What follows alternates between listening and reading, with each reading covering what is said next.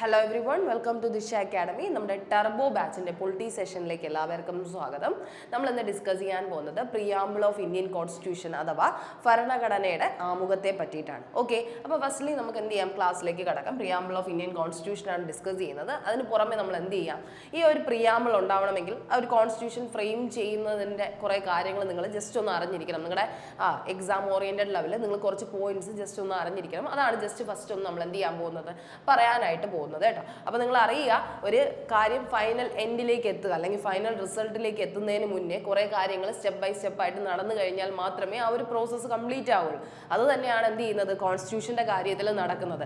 Firstly എന്ത് ചെയ്യാണ്, ഒരു കോൺസ്റ്റിറ്റ്യൂഷൻ വേണമെന്നുള്ളൊരു ഐഡിയയിൽ നിന്ന് തുടങ്ങിയാണ് എന്ത് ചെയ്യുന്നത്, ഒരു കോൺസ്റ്റിറ്റ്യൂന്റ് അസംബ്ലി പോലെയുള്ള സംഭവങ്ങളിൽ നിന്ന് തുടങ്ങി ഫൈനലി ഇന്ത്യക്ക് സ്വന്തമായ ഒരു ഭരണഘടന വേണം എന്നുള്ളൊരു ആശയത്തിൽ നമ്മൾ എത്തിച്ചേരുന്നത്. അപ്പം അങ്ങനെ ഒരു ആശയം ഫസ്റ്റ് എന്ത് ചെയ്യുന്നത്, ഡെലിവർ ചെയ്യുന്ന ആരാണെന്ന് ചോദിച്ചു കഴിഞ്ഞാൽ ആരാണ് അത്? എം.എൻ. റോയി ആണ്. 1934 അപ്പോൾ ആ പേര് കൃത്യമായി ആലോചിക്കുക. ആദ്യമായിട്ട് ഇന്ത്യക്ക് സ്വന്തമായ ഒരു ഭരണഘടന വേണം, സ്വന്തമായിട്ട് ഒരു പവർ ഉണ്ടായിരിക്കണം, തീരുമാനങ്ങൾ ഇന്ത്യ സ്വന്തമായി എടുക്കണം എന്നുള്ള ഒരു ആശയം ആദ്യമായിട്ട് തോന്നുന്ന ആർക്കാണ്? എം.എൻ. റോയ്ക്കാണ്. അതെന്നാണ്? 1934 ഐഡിയ ടു ഹാവ് കോൺസ്റ്റിറ്റ്യൂഷൻ ആരാണെന്ന് ചോദിച്ചു കഴിഞ്ഞാൽ ആരാണത്? എം.എൻ. റോയ് 1934 എന്ത് ചെയ്യുന്നത്, തുടങ്ങുന്നത്.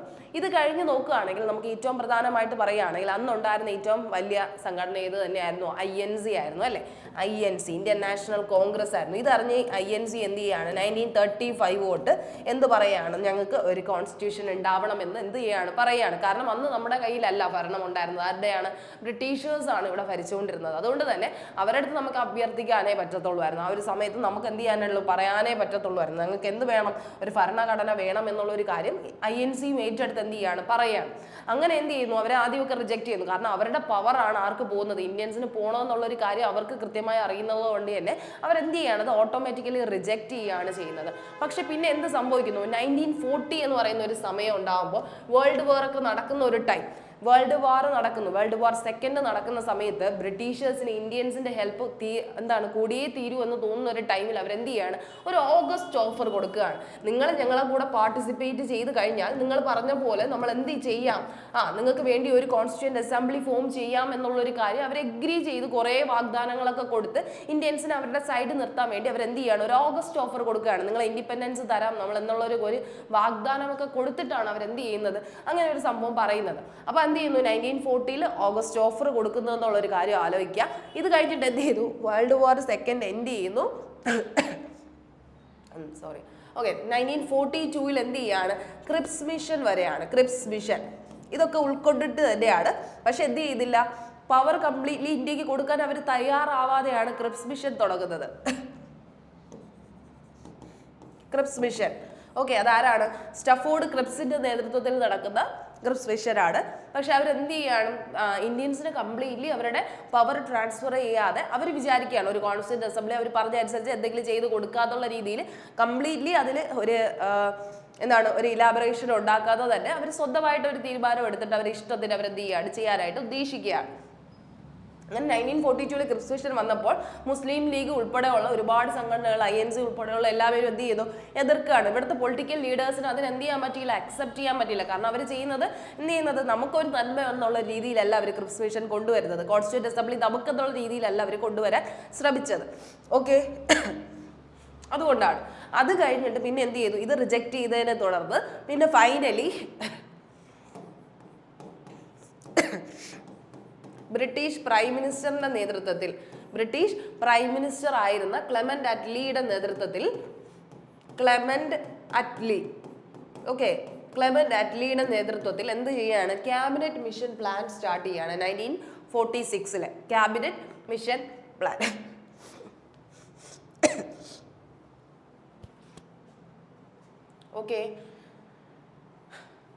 ക്യാബിനറ്റ് മിഷൻ പ്ലാൻ 1946 സ്റ്റാർട്ട് ചെയ്യുകയാണ്. അന്ന് ഇവിടെ ഉണ്ടായിരുന്ന നമ്മുടെ ഇന്ത്യയുടെ വൈസ്രോയി ആരാണെന്ന് ചോദിച്ചു കഴിഞ്ഞാൽ വൈസ്രോയി ലോർഡ് വേവൽ ആയിരുന്നു. ആരായിരുന്നു? വൈസ്രോയി ലോർഡ് വേവൽ ആയിരുന്നു.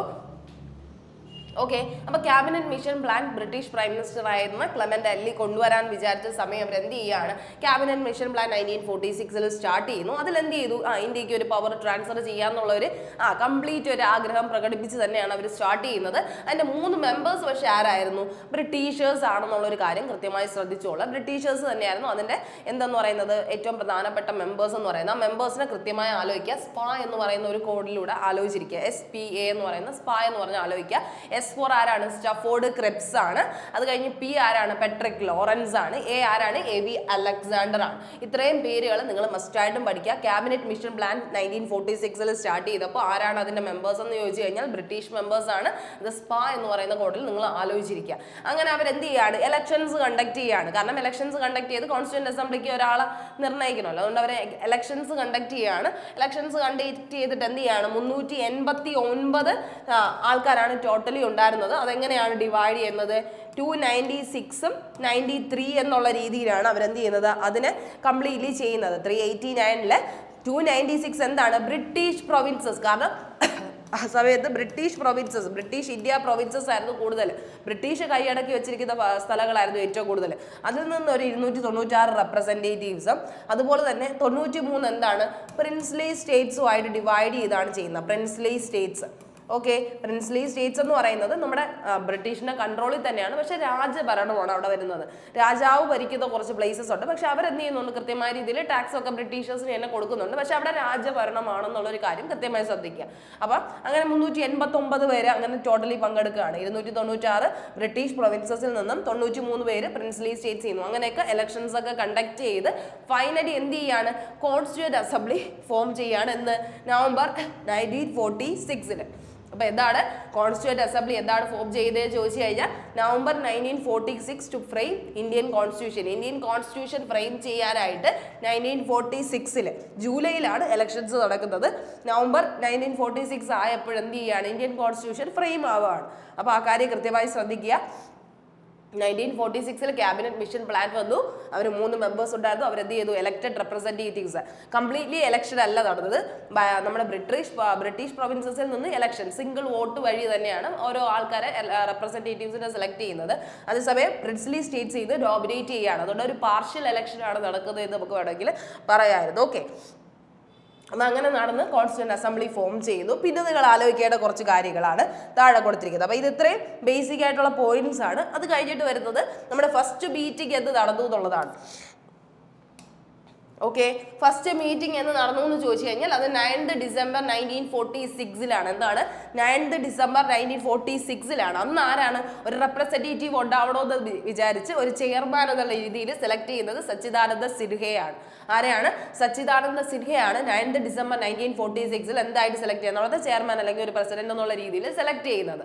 ഓക്കെ, ഫസ്റ്റ് മീറ്റിംഗ് ആണ് കോൺസ്റ്റിറ്റ്യൂന്റ് അസംബ്ലി ഫ്രെയിം ചെയ്തിട്ടുള്ള ഫസ്റ്റ് മീറ്റിംഗ് നടക്കുന്നത് 9th December 1946. ചോദിച്ചിട്ടുണ്ട്, അത് മസ്റ്റായിട്ട് പഠിക്കുക. പോയിന്റ് ഇട്ടിരിക്കുന്ന എല്ലാം ഇമ്പോർട്ടൻ്റ് ആയിട്ടുള്ള കാര്യമാണ് കേട്ടോ. അപ്പോൾ ഫസ്റ്റ് മീറ്റിംഗ് 9th December 1946 നമ്മൾ നടക്കുകയാണ്. സച്ചിദാനന്ദ സിൻഹയാണ് അന്ന് ചെയർമാനായിട്ട് സെലക്ട് ചെയ്യുന്നത്. അത് കഴിഞ്ഞിട്ട് എന്ത് ചെയ്യാണ്, നെക്സ്റ്റ് മീറ്റിംഗ് ഉണ്ടാവുകയാണ് 11th December 1946. അടുത്ത് കഴിഞ്ഞിട്ട് യഥാർത്ഥ ഒരു ഔപചാരികമായിട്ടുള്ള ഒഫീഷ്യൽ ആയിട്ടുള്ള മീറ്റിംഗ് നടക്കുന്നത് എന്നാണ് 11th December 1946. അതിലെന്ത് ചെയ്തു, പ്രസിഡന്റിനെയും വൈസ് പ്രസിഡന്റിനെയും സെലക്ട് ചെയ്തു. പ്രസിഡന്റ് ആയിട്ട് ഡോക്ടർ രാജേന്ദ്ര പ്രസാദിനെയും വൈസ് പ്രസിഡന്റ് ആയിട്ട് HC മുഖർജിയെ അവരെന്ത് ചെയ്യാണ്, സെലക്ട് ചെയ്യുകയാണ്. അത് കഴിഞ്ഞ് എന്ത് ചെയ്യുന്നു, അവിടെ ഒരു കോൺസ്റ്റിറ്റ്യൂഷണൽ അഡ്വൈസർ ഉണ്ടാവണം. എങ്ങനെയാണ് ഒരു കോൺസ്റ്റിറ്റ്യൂഷൻ ഫ്രെയിം ചെയ്യുന്നതിന്റെ കാര്യങ്ങളൊക്കെ പറഞ്ഞു തരാൻ ഒരു കോൺസ്റ്റിറ്റ്യൂഷണൽ അഡ്വൈസർ ഉണ്ടാവണം. അതാണ് BN റാവോ കേട്ടോ. BN റാവോ അഡ്വൈസർ ആണ്. BN Rao. Idea to have constitution ആണ് MN റോയ്. ഓക്കെ, അത് 1934.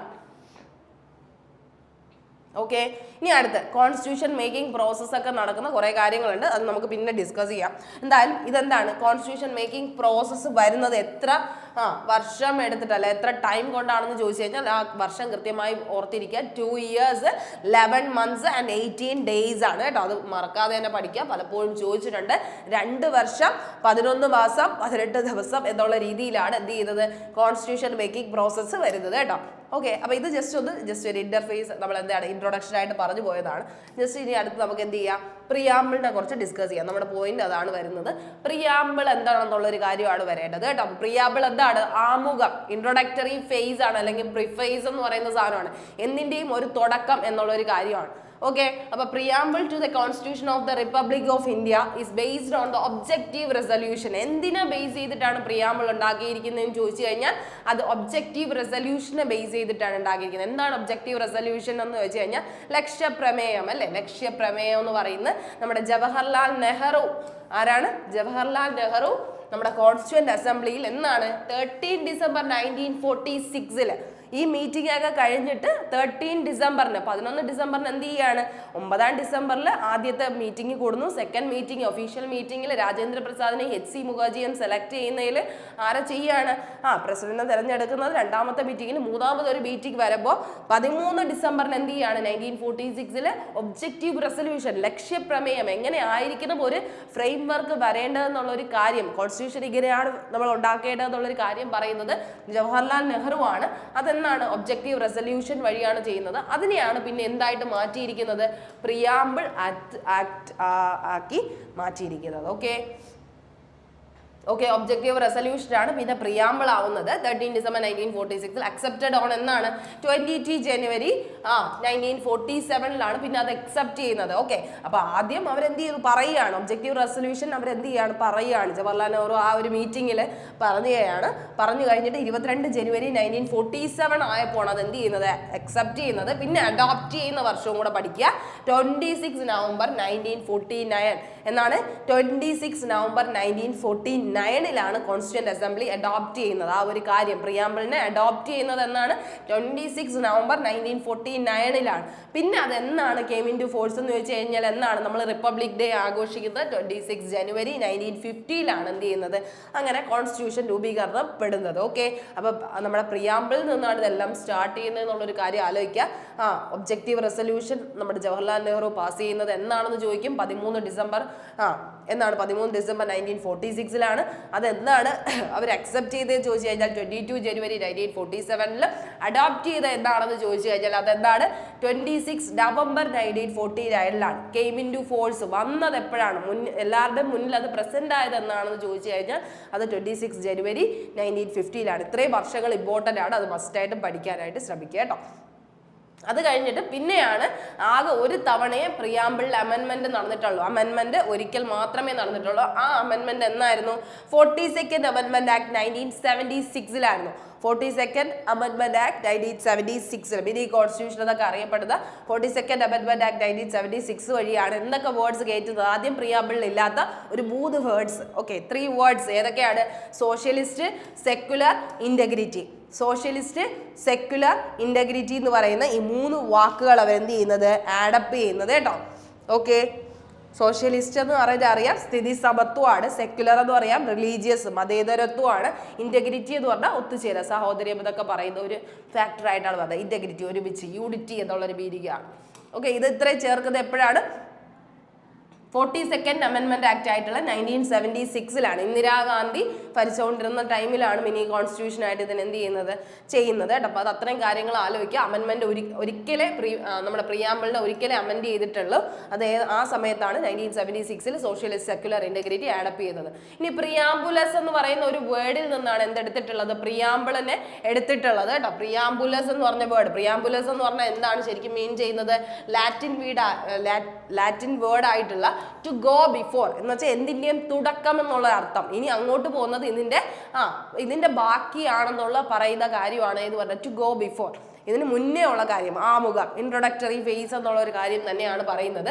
ഐഡിയ എവിടെ നിന്നാണ് നമ്മൾ ബോറോ ചെയ്തത്? ഏറ്റവും ഷോർട്ടസ്റ്റ് ആയിട്ടുള്ള റിട്ടൺ കോൺസ്റ്റിറ്റ്യൂഷനും ഏറ്റവും ഓൾഡസ്റ്റ് ആയിട്ടുള്ള റിട്ടൺ കോൺസ്റ്റിറ്റ്യൂഷനും ഉള്ള അമേരിക്കയുടെ കയ്യിൽ നിന്ന്, USA നിന്നാണ് നമ്മൾ എന്ത് ചെയ്തിരിക്കുന്നത്? ഈ ഐഡിയ ബോറോ ചെയ്തിരിക്കുന്നത്. നമുക്കറിയാം കോൺസ്റ്റിറ്റ്യൂഷൻ ഫ്രെയിം ചെയ്തപ്പോൾ ഓരോ സ്ഥലങ്ങളിൽ നിന്നും നമ്മൾ കടമെടുത്താണ് ഓരോ കാര്യങ്ങളും നമ്മൾ ചെയ്യാനായിട്ട് ഉദ്ദേശിച്ചത്.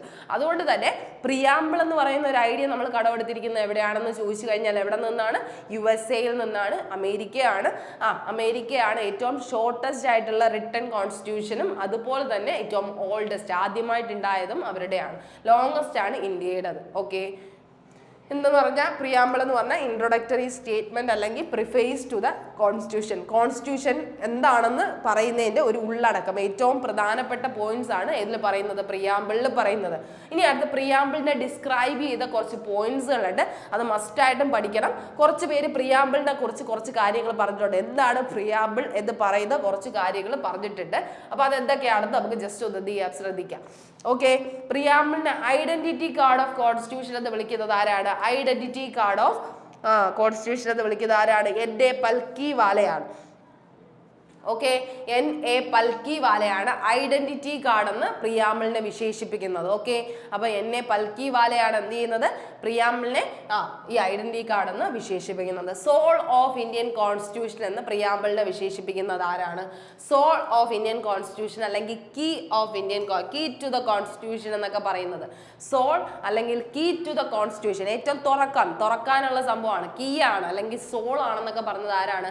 നെഹ്റു ആണ്, ജവഹർലാൽ നെഹ്റു ആണ്. ഇനി അടുത്ത അതിനെ പൊളിറ്റിക്കൽ ഹൊറോസ്കോപ്പ് എന്ന് പറയുന്നത് ആരാണ്? പൊളിറ്റിക്കൽ ഹൊറോസ്കോപ്പ് എന്ന് പറഞ്ഞത് KM മുൻഷിയാണ്. ഹൊറോസ്കോപ്പ് എന്ന് പറയുന്നത് ജാതകം എന്നൊക്കെ ഉള്ള രീതിയിൽ പറയുന്നത് ആരാണ്? KM മുൻഷിയാണ് കേട്ടോ. Heart and soul of the constitution, ഹാർട്ടും സോളും ആണെന്ന് എടുത്ത് പറഞ്ഞത് നമ്മുടെ Jawaharlal Nehru soul of constitution എന്നാണ് പറഞ്ഞത്. അതേസമയം ഹാർട്ടും സോളും ആണെന്ന് ഡിസ്ക്രൈബ് ചെയ്യുന്നത് ആരാണ്? അത് താക്കൂർദാസ് ഭാർഗവ് ആണ് കേട്ടോ. താക്കൂർദാസ് ഭാർഗവ് ആണ്. ഈ ഇത്രയും ക്വസ്റ്റ്യൻസ് റിപ്പീറ്റഡ് ആയിട്ട് ചോദിച്ചിട്ടുണ്ട്, ഓരോന്നും എടുത്ത് ചോദിക്കാറുണ്ട്. അതുപോലെ കീ നോട്ട് ഓക്കെ, രണ്ടും ശ്രദ്ധിക്കുക. ഹാർട്ട് ആൻഡ് സോൾ എന്ന് പറയുമ്പോൾ അത് ആരാണ്? അത് ഭാർഗവാണ്, താക്കൂർദാസ് ഭാർഗവാണ്. അതേസമയം സോൾ എന്ന് പറഞ്ഞാൽ ജവഹർലാൽ നെഹ്റു, കീ എന്ന് പറഞ്ഞാലും ജവഹർലാൽ നെഹ്റു. അതേസമയം കീ നോട്ട് എന്ന് പറഞ്ഞ ആരാണ്? ഏണസ്റ്റ് ബാർക്കർ ആണ് കേട്ടോ. ഏണസ്റ്റ് ബാർക്കർ ആണ് ആരെന്ന് പറയുന്നത്? Keynote of Indian constitution എന്ന് നമ്മുടെ പ്രിയാമ്പിളിനെ പറയുന്നത്. അപ്പൊ അത്രയും കാര്യങ്ങൾ ബേസിക്കലി പഠിക്കാനുള്ള പോയിന്റ്സുകളാണ്, അത് അങ്ങനെ തന്നെ പഠിക്കാനായിട്ട് ശ്രമിക്കുക കേട്ടോ. ഓക്കെ, ഇനി അടുത്ത് നമുക്ക് ഈ പറയുന്ന പ്രിയാമ്പിളിനെ ജസ്റ്റ് ഒന്ന് നോക്കണം. ഇതാണ് പ്രിയാമ്പിൾ. നമ്മൾ UPSC ലെവലിലൊക്കെയാണ് പഠിക്കുന്നതെങ്കിൽ പ്രിയാമ്പിൾ ഇങ്ങനെ തന്നെ പഠിക്കുന്നവരുണ്ട് അല്ലേ. Constitution of India, we the people of India എന്ന് തുടങ്ങുന്ന സ്റ്റേറ്റ്മെന്റിൽ നിന്ന് തുടങ്ങി എന്താണ്? We hereby adopt, enact and give to ourselves this constitution. ഇത്രയും കാര്യങ്ങൾ വന്ന് നിൽക്കുന്നത് എല്ലാം എന്താണ്? നമ്മുടെ പ്രിയാമ്പിൾ എന്ന് പറഞ്ഞാൽ നമുക്ക് എന്നുള്ളൊരു അർത്ഥമാണ്. പീപ്പിൾ, നമ്മുടെ ജനാധിപത്യത്തെ സൂചിപ്പിക്കുന്ന കുറേ കാര്യങ്ങളാണ് അതിൽ വരുന്നത്. ഓക്കെ, അപ്പൊ അത്രയും കാര്യങ്ങളാണ് ഇതിൽ പറഞ്ഞു പോകുന്നത്. അപ്പൊ അതിന്റെ ഒരു 4 പാർട്ടായിട്ടാണ് അതിനെ ഡിവൈഡ് ചെയ്തിരിക്കുന്നത്. എന്തൊക്കെ ആയിട്ടാണെന്ന് നമുക്ക് നോക്കാം. ഫസ്റ്റ് സ്റ്റാർട്ട് ചെയ്യുന്നത് എന്താണ്? V the people of India എന്ന് പറഞ്ഞിട്ടാണ്. അതാണ് ശരിക്കും പറഞ്ഞാൽ അതിന്റെ എന്തെന്ന് പറയുന്നത്? സോഴ്സ് എന്ന് പറയുന്നത്. എന്താണ്? സോഴ്സ് ഓഫ് ഇന്ത്യൻ പ്രിയാമ്പിൾ എന്ന് പറയുന്നത്, അല്ലെങ്കിൽ സോഴ്സ് ഓഫ് പ്രിയാമ്പിൾ, കോൺസ്റ്റിറ്റ്യൂഷന്റെ പ്രിയാമ്പിളിന്റെ സോഴ്സ് എന്താണെന്ന് ചോദിച്ചു കഴിഞ്ഞാൽ എന്താണ്? V the people of India. എന്താണ് ഉദ്ദേശിക്കുന്നത്? പീപ്പിൾ ഓഫ് ഇന്ത്യയെ കുറിച്ചിട്ടാണ്. ഈ സോഴ്സ് എന്തിനെ കുറിച്ചിട്ടാണ്? പീപ്പിൾ. ഈ കോൺസ്റ്റിറ്റ്യൂഷൻ ഉണ്ടാക്കിയിരിക്കുന്ന ആർക്ക് വേണ്ടിയാണ്? ആരെ പ്രൊട്ടക്ട് ചെയ്യാനാണ്? വെൽഫെയർ ഓഫ് സ്റ്റേറ്റ് അല്ലെങ്കിൽ വെൽഫെയർ ഓഫ് പീപ്പിൾസിന് വേണ്ടിയാണ് നമ്മൾ എന്ത് ചെയ്തിരിക്കുന്നത്? കോൺസ്റ്റിറ്റ്യൂഷൻ മേക്ക് ചെയ്തിരിക്കുന്നത്. അതുകൊണ്ട് തന്നെ സോഴ്സ് ആരാണ്? We the people of India ആണ്. കാരണം ഇവിടെ hereby adopt, enact and give to ourselves this constitution. Ourself എന്ന നമുക്കായിട്ടാണ് നമ്മൾ എന്ത് ചെയ്തിരിക്കുന്നത്? കോൺസ്റ്റിറ്റ്യൂഷൻ ഉണ്ടാക്കിയിരിക്കുന്നത് എന്നുള്ളൊരു പോയിന്റ് അവർ എടുത്ത് പറഞ്ഞിട്ടുണ്ട്. അതുകൊണ്ട് തന്നെ വി ദ പീപ്പിൾ ഓഫ് ഇന്ത്യക്ക് വേണ്ടിയിട്ടും അവർസെൽവ്സ് ടു ദ കോൺസ്റ്റിറ്റ്യൂഷൻ ആണ് നമ്മൾ എന്ത് ചെയ്തിരിക്കുന്നത്? കോൺസ്റ്റിറ്റ്യൂഷൻ ഉണ്ടാക്കിയിരിക്കുന്നത് എന്നുള്ളൊരു കാര്യമാണ് അതിന്റെ മെയിൻ സോഴ്സ് എന്ന് പറയുന്നത്. ആളുകളാണ്, ദ പീപ്പിൾ ആണ് ഇതിന്റെ ഏറ്റവും പ്രധാനപ്പെട്ട കാര്യമായി പറയുന്നത്. ഇനി അടുത്ത അതിന്റെ നാച്ചർ എങ്ങനെയാണ് ഇവിടെ പറയുന്നത്? We the people of India having solemnly resolve to constitute India into a, എന്തൊക്കെയായിട്ടാണ് നമ്മൾ തിരിച്ചിരിക്കുന്ന ഇന്ത്യയെ? ഈ നാച്ചർ ആണ്. ഇന്ത്യയുടെ നാച്ചർ എങ്ങനെയാണെന്നാണ് പറയുന്നത്? Sovereign, socialist, secular, democratic and republic. ഇത്രയും 5 നാച്ചർ ആണ് ഇതിലുള്ളത്. നമ്മുടെ പ്രിയാമ്പിളിൽ എടുത്ത് പരാമർശിക്കുന്നത്, ഇന്ത്യയെ കുറിച്ച് പരാമർശിക്കുന്നത്. ഓക്കെ, അപ്പൊ അതെങ്ങനെയൊക്കെയാണ് പറയുന്നത്?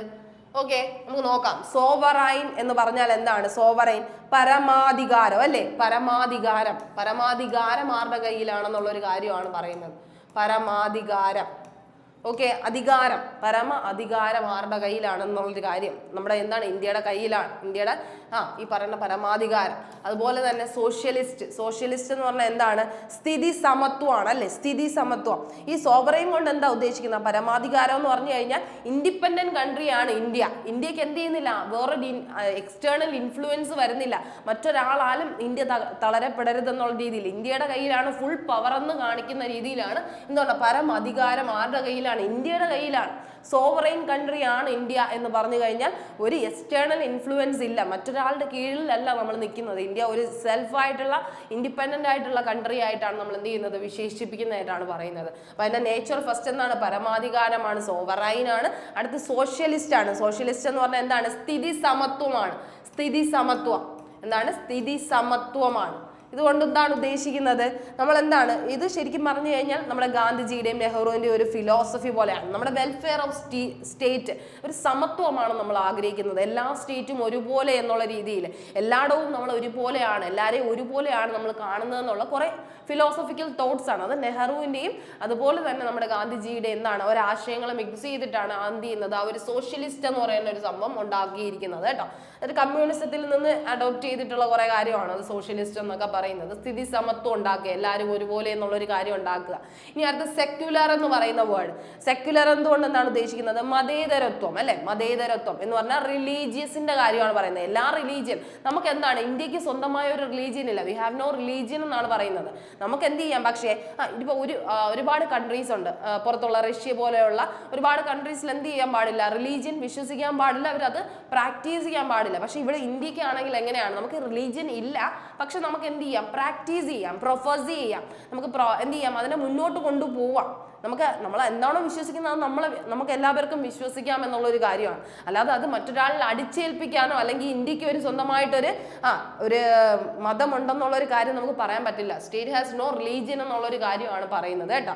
നമുക്ക് ഒരു സ്റ്റേറ്റിനും പ്രത്യേകിച്ച് ഒരു റിലീജിയൻ ഇല്ല എന്നുള്ളൊരു കാര്യം കൃത്യമായിട്ട് ശ്രദ്ധിക്കുക. പൊളിറ്റിക്കൽ സെക്യുലാരിസം ആണ് നമ്മൾ യൂസ് ചെയ്യുന്നത് കേട്ടോ. Political secularism freedom of people ആണ്. ശരിക്കും പറഞ്ഞാൽ ആളുകൾക്ക് എന്തുണ്ട്, ഫ്രീഡം ഉണ്ട്. അവരുടെ ഏത് റിലീജിയൻ ആണോ അവർ ഫോളോ ചെയ്യുന്നത് ആ റിലീജിയൻ ഫോളോ ചെയ്യാനുള്ള അധികാരവും അവകാശവും അവർക്ക് ഉണ്ടെന്നുള്ളൊരു കാര്യമുണ്ട്. അവർക്ക് ഫോളോ ചെയ്യാം, അവരുടെ റിലീജിയൻ അവർക്ക് ഫോളോ ചെയ്യാം എന്നുള്ളൊരു കാര്യമാണ്. പക്ഷെ ഇന്ത്യക്ക് സ്വന്തമായിട്ടൊരു റിലീജിയൻ ഇല്ല എന്നുള്ളൊരു കാര്യമാണ് പറയുന്നത്.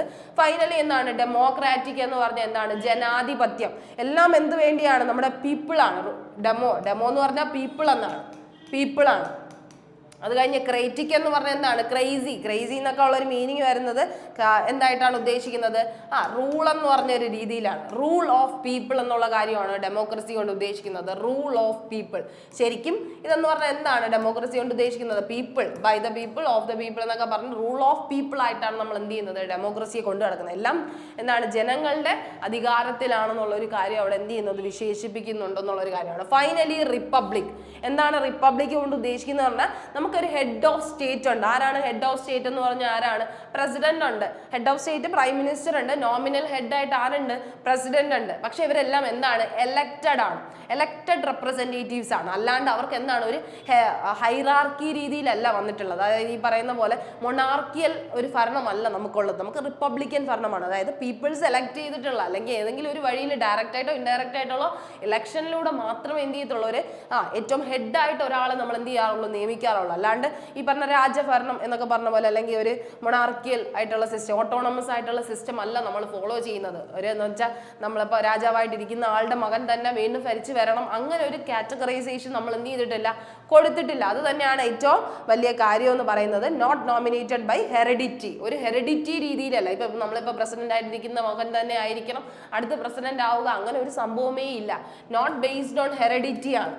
അങ്ങനെ ഒരു കാര്യം നിങ്ങൾ കൃത്യമായിട്ട് ആലോചിക്കുക. നോട്ട് ബേസ്ഡ് ഓൺ ഹെറിഡിറ്റി ആണ് നമ്മുടെ റിപ്പബ്ലിക് എന്ന് പറയുന്നത്. റിപ്പബ്ലിക് എന്ന് പറയുന്ന രാജ്യം എന്ന് പറഞ്ഞു കഴിഞ്ഞാൽ എലക്റ്റഡ് റെപ്രസെന്റേറ്റീവ്സ് ആയിരിക്കും അവരെ. റിയൽ ഹെഡ് ആരാണ്, പ്രൈം മിനിസ്റ്റർ ആണ്. റിയൽ ഹെഡ് പ്രൈം മിനിസ്റ്ററും നോമിനൽ ഹെഡ് ആണ് എന്തെന്ന് പറയുന്നത് നമ്മുടെ പ്രസിഡന്റ് ഓഫ് ഇന്ത്യ എന്ന് പറയുന്നത്. റിയൽ ഹെഡ് പ്രൈം മിനിസ്റ്ററും നോമിനൽ ഹെഡ് ആണ് പ്രസിഡന്റ് എന്ന് പറയുന്നത്. ആ കാര്യം ആലോചിക്കുക. അപ്പൊ അത്രയും 5 വേർഡ്സ് ആണ് നാച്ചുറൽ ആയിട്ട് നമ്മൾ പറയുന്നത്. നാച്ചർ ഓഫ് എന്തായിട്ട് പറയുന്നത്, പ്രിയാമ്പിൾ ആയിട്ട് പറയുന്നത് നാച്ചർ ആണ് sovereign, socialist, secular, democratic, republic എന്ന് പറയുന്നത് കേട്ടോ. ഇതിൽ സോഷ്യലിസ്റ്റും സെക്യുലറും ഇന്റഗ്രിറ്റിയും എന്താണ് നമ്മൾ പിന്നെ ആഡ് ചെയ്തതാണ്. 1976 42nd അമെൻമെന്റ് ആക്ട് വഴിയാണ് ആഡപ്പ് ചെയ്യുന്നത്. ഇന്ദിരാഗാന്ധിയുടെ സർക്കാരാണ് എന്ത് ചെയ്യുന്നത്, ആഡപ്പ് ചെയ്യുന്നത്. ഇനി അടുത്തതിന്റെ ഒബ്ജക്റ്റീവ് എന്താണ്, ഇതിവിടെ പറയുന്നുണ്ട്. Sovereign, socialist, secular, democratic, republic and secure to all its citizens. ഇതെല്ലാം എല്ലാ സിറ്റിസൺസിനും പാലിക്കേണ്ട കാര്യമാണ്. പിന്നെ എന്താണ് justice, social, economic and political, liberty of thought, expression, belief, faith and worship, equality of status and opportunity and to promote among them all fraternity. ഇത്രയും കാര്യങ്ങളാണ് അതിന്റെ എന്തെന്ന് പറയുന്നത്, ലക്ഷ്യം എന്ന് പറയുന്നത്, ഒബ്ജക്റ്റീവ് എന്ന് പറയുന്നത് എന്താണ്, ഈ പറയുന്ന ലിബർട്ടി, ഇക്വാളിറ്റി, ഫ്രറ്റേണിറ്റി. ഇത് നമ്മൾ എവിടെ നിന്നാണ് എടുത്തിട്ടുള്ളത്, കടമെടുത്തിട്ടുള്ളത് ഫ്രഞ്ച് റെവല്യൂഷനിൽ നിന്നാണ്, അതല്ലെങ്കിൽ ഫ്രാൻസിൽ നിന്നാണ് കടമെടുത്തിട്ട്. ആ വേർഡ്സ് നമ്മൾ കടമെടുത്തിരിക്കുന്നത് ഏത് കോൺസ്റ്റിറ്റ്യൂഷനിൽ നിന്ന് ചോദിച്ചു കഴിഞ്ഞാൽ അത് ഫ്രഞ്ച് കോൺസ്റ്റിറ്റ്യൂഷൻ അല്ലെങ്കിൽ ഫ്രാൻസിന്റെ കോൺസ്റ്റിറ്റ്യൂഷനിൽ നിന്നാണ്. ഫ്രഞ്ച് റവല്യൂഷന്റെ ബേസിസിലാണ് നമ്മൾ അത് കടമെടുത്തത് എന്നുള്ള കാര്യം ആലോചിക്കുക. ലിബർട്ടി, ലിബർട്ടി എന്ന് പറഞ്ഞാൽ എന്താണ്, സ്വാതന്ത്ര്യം, ഫ്രീഡം ഉണ്ടായിരിക്കണം. നമുക്ക് എന്തിനേയും വിശ്വസിക്കാനുള്ള അല്ലെങ്കിൽ എന്തിൻ്റെയും നമ്മുടെ തോട്ട്, നമ്മുടെ എക്സ്പ്രഷൻ എന്ത് ചെയ്യാനുള്ള, എല്ലാത്തിനെയും ബിലീവ് ചെയ്യാനുള്ള ഒരു വിശ്വാസം ഉണ്ടായിരിക്കണം. അപ്പോൾ അതാണ് നമ്മൾ ഫ്രഞ്ച് എന്തെന്ന് പറയുന്നത്, ലിബർട്ടി അല്ലെങ്കിൽ എന്ത് പറയുന്നത്, സ്വാതന്ത്ര്യം പറയുന്നത്. ഇക്വാളിറ്റി, സമത്വം, എല്ലാ കാര്യത്തിനും നമ്മൾ ഈക്വൽ ആയിരിക്കണം എന്നുള്ളൊരു കാര്യം. അത് കഴിഞ്ഞിട്ടുള്ള ഫ്രറ്റേണിറ്റി, ഫ്രറ്റേണിറ്റി എന്ന് പറഞ്ഞാൽ എന്താണ്, ഇന്റഗ്രിറ്റി ആൻഡ് യൂണിറ്റി എന്ന് പറയുന്ന ഒരു സ്റ്റേറ്റ്മെന്റ് ആണ്. സാഹോദര്യം, എല്ലാവരുമായിട്ട് നമ്മൾ ഒരുപോലെ മിങ്കിൾ ചെയ്ത് എല്ലാവരെയും പരസ്പരം എന്ത് ചെയ്ത് അറിഞ്ഞ് മനസ്സിലാക്കി വേണം മുന്നോട്ട് പോകാൻ. ആരെ ഒരു ദ്രോഹവും വരുത്താതെ വേണം നമ്മൾ മുന്നോട്ട് പോകാൻ. സാഹോദര്യമായിരിക്കണം, യൂണിറ്റി ആയിരിക്കണം, ഇന്റഗ്രിറ്റി ആയിരിക്കണം എന്ന് പറയുന്നത്. ഈ 3 വേർഡ്സ് എടുത്തിരിക്കുന്നത് എവിടെ നിന്നാണ്, ലിബർട്ടി, ഇക്വാളിറ്റി, ഫ്രറ്റേണിറ്റി എടുത്തിരിക്കുന്നത് ഫ്രഞ്ച് കോൺസ്റ്റിറ്റ്യൂഷനിൽ നിന്നാണ്. ഫ്രഞ്ച് റെവല്യൂഷൻ ബേസ് ചെയ്താണ് എടുത്തിരിക്കുന്നത്. അതേസമയം ജസ്റ്റിസ്, ജസ്റ്റിസ് എങ്ങനെ ആയിരിക്കണം എന്നാണ് പറയുന്നത്. ജസ്റ്റിസ് എടുത്തിട്ടുള്ളത് USSR ആണ്, അതായത് റഷ്യൻ കോൺസ്റ്റിറ്റ്യൂഷനിൽ നിന്നാണ് എടുത്തിട്ടുള്ളത്. റഷ്യൻ USSR എന്ന് പറഞ്ഞ ആരാണ്, നമ്മുടെ Russian sovereign unit of Russian ആണ്. അപ്പൊ റഷ്യയുടെ നിന്നാണ് നമ്മൾ ജസ്റ്റിസ് എന്ന് പറഞ്ഞ ഒരു വേർഡ് കടമെടുത്തിരിക്കുന്നത്. ജസ്റ്റിസ് എന്താണ് പറയുന്നത്, ജസ്റ്റിസ് എന്ന് പറഞ്ഞാൽ നീതിയാണ് അല്ലെ. നീതി എന്ന് പറയുമ്പോൾ നമുക്ക് സോഷ്യലായിട്ടും എക്കണോമിക്കലായിട്ടും പൊളിറ്റിക്കലായിട്ടും നീതി ഉണ്ടാവണം. സോഷ്യലായിട്ടും എക്കണോമിക്കലായിട്ടും പൊളിറ്റിക്കലായിട്ടും എന്തുണ്ടായിരിക്കണം, ജസ്റ്റിസ് ഉണ്ടാവണം എന്നാണ് പറഞ്ഞിരിക്കുന്നത്. അപ്പൊ ഇത് 4 നമ്മുടെ മെയിൻ ആയിട്ടുള്ള ഒബ്ജക്റ്റീവ്, ലക്ഷ്യം എന്ന് പറയുന്നത്. എന്തൊക്കെയാണ്, ജസ്റ്റിസ്, നീതി ഉണ്ടായിരിക്കണം, അത് സോഷ്യലായിട്ടും എക്കണോമിക്കലായിട്ടും പൊളിറ്റിക്കലായിട്ടും ഉണ്ടാവണം. ലിബർട്ടി ഉണ്ടായിരിക്കണം. ലിബർട്ടി എന്ന് പറയുന്നത് എന്താണ്, ഈ പറയുന്ന സ്വാതന്ത്ര്യം ഉണ്ടായിരിക്കണം. തോട്ടിനും എക്സ്പ്രഷനും ബിലീഫിനും ഫെയ്ത്തിനും വർഷിപ്പിനും എല്ലാം എന്തുണ്ടായിരിക്കണം, സ്വാതന്ത്ര്യം ഉണ്ടായിരിക്കണം. ഇക്വാലിറ്റി, സ്റ്റാറ്റസ് ആൻഡ് ഓപ്പർച്യൂണിറ്റി അനുസരിച്ച് നമുക്ക് എല്ലാ പേർക്കും ഈക്വാലിറ്റി ഉണ്ടായിരിക്കണം, സമത്വം ഉണ്ടാവണം. ഫ്രറ്റേണിറ്റി എന്ന് പറയുന്ന ഇന്റഗ്രിറ്റി ആണ്, നമ്മുടെ യൂണിറ്റി ആൻഡ് ഇന്റഗ്രിറ്റി ഓഫ് നേഷന് വേണ്ടി നമ്മൾ പ്രവർത്തിക്കണം, ഒരുപോലെ പ്രവർത്തിക്കണം എന്നുള്ളൊരു കാര്യമാണ്. ഓക്കെ, ഫൈനലി ഇതെല്ലാം കംപ്ലീറ്റ് ചെയ്യുന്ന എന്തിൽ നിന്നാണ്, ഇതിലെല്ലാം കഴിഞ്ഞ് ലാസ്റ്റ് കംപ്ലീറ്റ് ആവുന്ന എന്താണ്, നമ്മുടെ കോൺസ്റ്റിറ്റ്യൂന്റ് അഡാപ്റ്റ് ചെയ്ത ദിവസമാണ് അല്ലേ. എന്താണ്, ഡേറ്റ് ഓഫ് അഡോപ്ഷൻ ആണ് ലാസ്റ്റ് പറയുന്നത്. In our constituent assembly this 26th day of November 1949.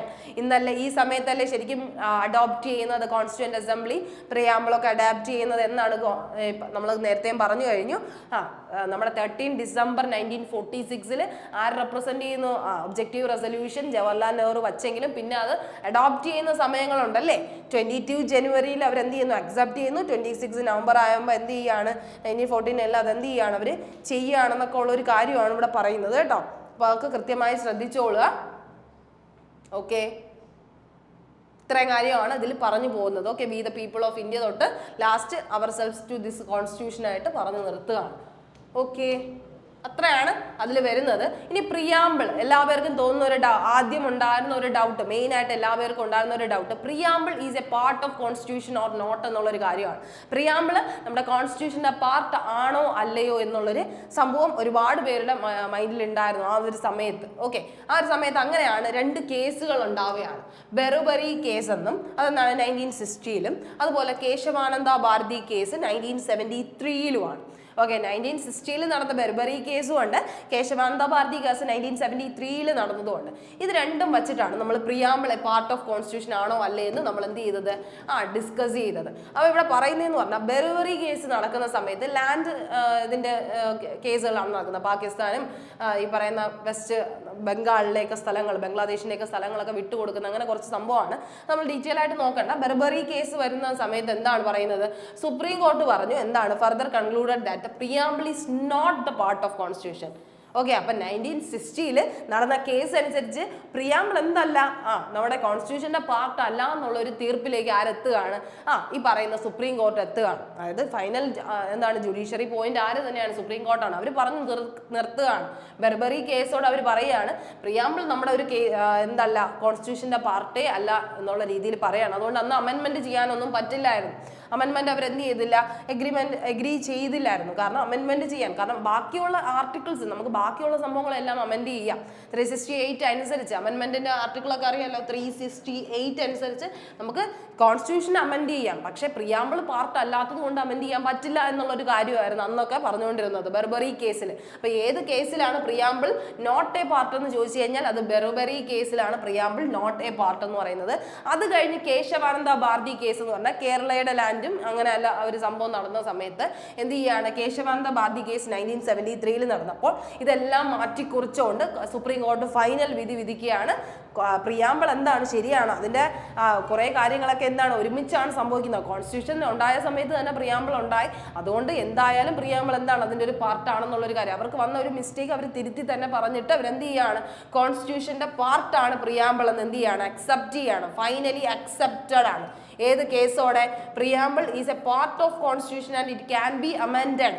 ഇതിനെ അമെൻഡ് ചെയ്യാൻ പറ്റുമെന്നുള്ളൊരു കാര്യം എന്നാണ് പറയുന്നത്, 1973 കേശവാനന്ദ ഭാരതി കേസോട് അവർ പറയാണ്, ഡിസ്ക്ലോസ് ചെയ്യാണ് എന്താണ്, preamble is a part of constitution and it can be amended എന്നുള്ളൊരു കാര്യം അവർ എന്ത് ചെയ്യാണ്, പറഞ്ഞ് നിർത്തുകയാണ്. ഓക്കെ, ആ ഒരു കാര്യം കൃത്യമായി ശ്രദ്ധിക്കുക. അപ്പോൾ ഈ രണ്ട് കേസും ആലോചിച്ചിരിക്കുക. നോട്ട് എ പാർട്ട് എന്ന് പറഞ്ഞത് ബെർബറി കേസും ഈസ് എ പാർട്ട് എന്ന് പറയുന്നത് കേശവാനന്ദ ഭാരതി കേസും.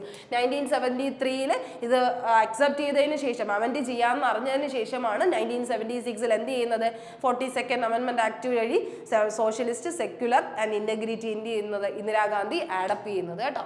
ആ പോയിന്റ് ആലോചിക്കുക. അപ്പോൾ ഇത്രയാണ് നമുക്ക് പ്രിയാമ്പിളിനെ കുറിച്ച് പറയാനുള്ളത്. അപ്പോൾ അതിന്റെ കുറച്ച് ക്വസ്റ്റ്യൻസും കൂടെ നമുക്ക് എന്ത് ചെയ്യാം, ഡിസ്കസ് ചെയ്ത് പോകാം. An introductory statement in a constitution that states the reasons and guiding values of constitution is called എന്താണ് an introductory statement.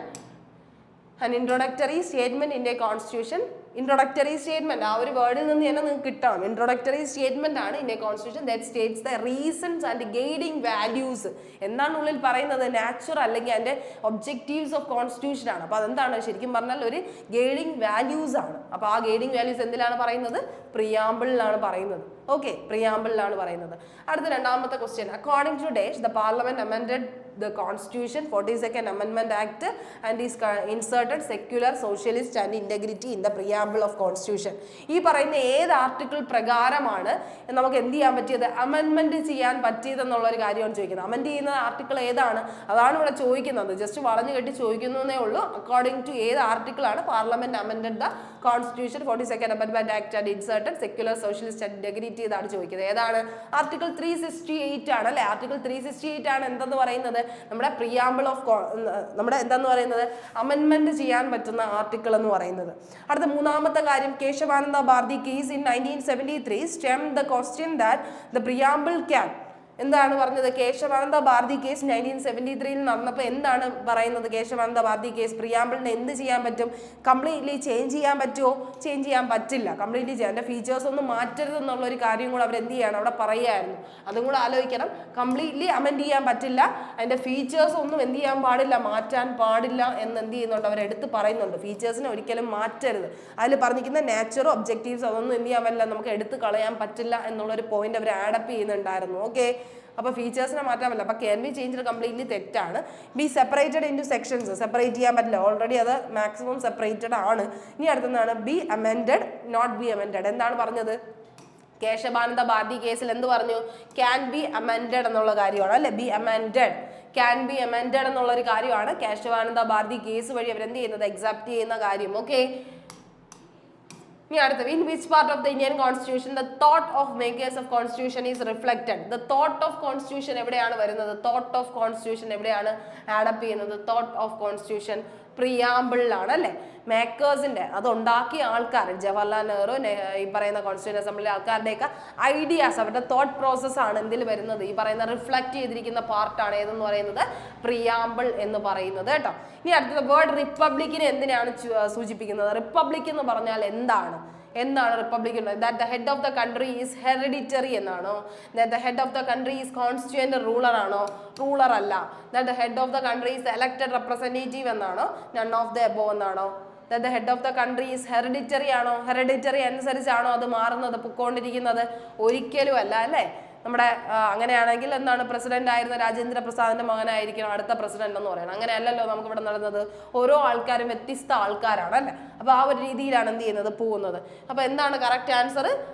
The head of the country is elected representative ആണ്. നമ്മുടെ എലക്റ്റഡ് റെപ്രസെന്റേറ്റീവ് ആയിട്ടാണ് നമ്മൾ ഓരോ ആൾക്കാരെയും എന്ത് ചെയ്യുന്നത് സെലക്ട് ചെയ്യുന്നത്. അപ്പൊ ഇത്രയാണ് നമ്മൾ പ്രിയാമ്പിളിനെ കുറിച്ച് നമുക്ക് ബേസിക്കലി പഠിക്കാനുള്ളത്. അപ്പൊ നിങ്ങൾ മനസ്സിലാക്കുക, ഇത് നമ്മുടെ ജസ്റ്റ് ഒരു പാർട്ടാണ്. കൂടുതൽ ഡെപ്തിൽ എന്ത് ചെയ്യുക, നിങ്ങൾക്ക് ക്ലാസ് എടുത്ത് പഠിക്കണം. നിങ്ങൾക്ക് കൃത്യമായ ഗൈഡൻസ് വഴി നിങ്ങൾക്ക് ഓരോ സബ്ജക്ട്സും കൃത്യമായ ഓർഡറിൽ തന്നെ പോകണമെന്ന് ആഗ്രഹിക്കുന്നവരാണെങ്കിൽ ഉറപ്പായിട്ടും ദിശയുടെ എന്ത് ചെയ്യുക, കോഴ്സിൽ വിളിച്ച് ജോയിൻ ചെയ്യാനായിട്ട് ശ്രമിക്കുക. നിങ്ങൾക്കറിയാം യൂട്യൂബിൽ നമുക്കറിയാം ഒരുപാട് ലിമിറ്റേഷൻസും കാര്യങ്ങളും ഉണ്ട്. പക്ഷെ നിങ്ങൾക്ക് ഓഫ്ലൈൻ ക്ലാസ്സസ് അല്ലെങ്കിൽ ഓൺലൈൻ ക്ലാസ്സിനാണ് കുറച്ചും കൂടെ ബെറ്റർ ആയിട്ട് ഫീൽ ചെയ്യുന്നുണ്ടെങ്കിൽ ഉറപ്പായിട്ടും നിങ്ങൾക്ക് ജോയിൻ ചെയ്യാവുന്നതാണ്. കൂടുതൽ ഡീറ്റെയിൽസ് അറിയാനായിട്ട് നമ്മുടെ ഡിസ്ക്രിപ്ഷൻ ബോക്സിൽ നമ്പർ ഉണ്ട്. അപ്പോൾ നിങ്ങൾക്ക് എന്ത് ചെയ്യാം, വിളിച്ച് ചോദിക്കാവുന്നതാണ്. നമുക്കറിയാം ഓഫ്ലൈൻ ക്ലാസ്സസും ഉണ്ട്, ഓൺലൈൻ ക്ലാസ്സസും ഉണ്ട്. നിങ്ങൾക്ക് ഏതാണോ ഏറ്റവും ബെറ്റർ ആയിട്ട് തോന്നുന്നത് അങ്ങനെ ചെയ്യുക. അല്ല ഇനി യൂട്യൂബ് തന്നെ ഫോളോ ചെയ്താൽ മതി എന്ന് ആഗ്രഹിക്കുന്നവരാണെങ്കിൽ അങ്ങനെ ചെയ്യുക. ഓക്കെ, അപ്പോൾ എല്ലാ പേർക്കും നല്ലൊരു ദിവസം ആശംസിക്കുന്നു. താങ്ക്